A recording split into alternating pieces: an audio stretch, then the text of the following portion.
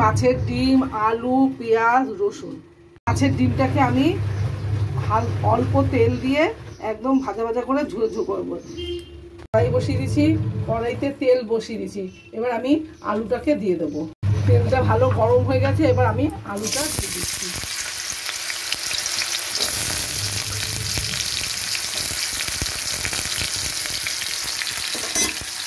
আলুটাকে আমি ভেজে দিচ্ছি। আলু ভাজাটা হয়ে গেছে, আমি এবার এটাকে তুলে নিচ্ছি। আমি কড়াইতে আরেকটু তেল দিয়ে দিয়েছি, এবার দিয়ে দিচ্ছি রসুনটা। রসুনটা একটু ভাজা ভাজা হয়ে গেলে দিয়ে দেবো পেঁয়াজটা।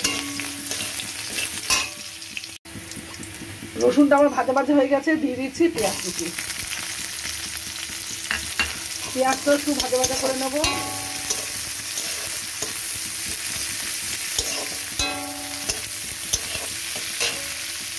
পেঁয়াজটা আমার একটু ভাজা ভাজা হয়ে গেছে, নরম হয়ে গেছে। আমি এবার দিয়ে দিচ্ছি টমেটো। টমেটোটা আমি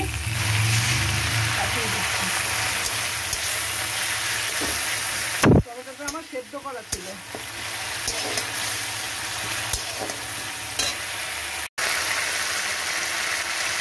আমি দিয়ে দিচ্ছি হলুদ, দিয়ে দিচ্ছি হলুদ,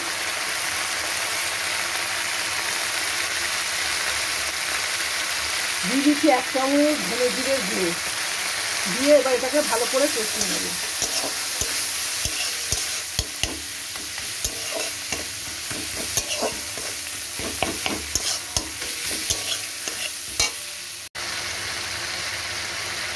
দিয়ে দিচ্ছি লঙ্কা গুঁড়ো দিয়ে এবার এটাকেও ভালো করে কষিয়ে নেব।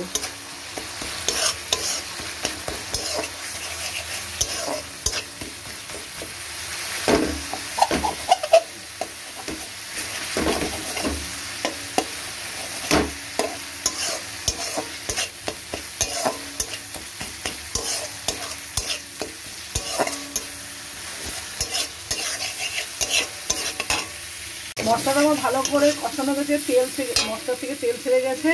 এবার আমি দিয়ে দেবো ডিমটা।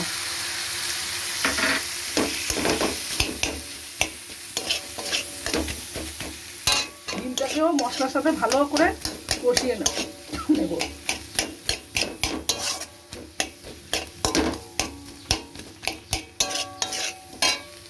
ডিমটাও ভালো করে মশলার সাথে মিশিয়ে কষিয়ে নিয়েছি। এবার দিয়ে দেবো আলু। দিয়ে দিচ্ছি আলু ভাজাগুলো। আলুটাকেও ভালো করে মশলার সাথে কষিয়ে নেব।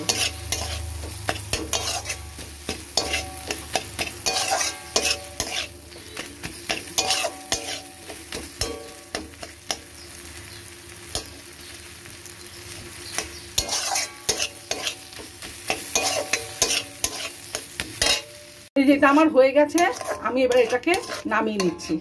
মাছের ডিমের ঝোড়া এটা এইভাবে রান্না করে খেলে খেতে দারুণ ভালো লাগে, আপনারা খেয়ে দেখবেন।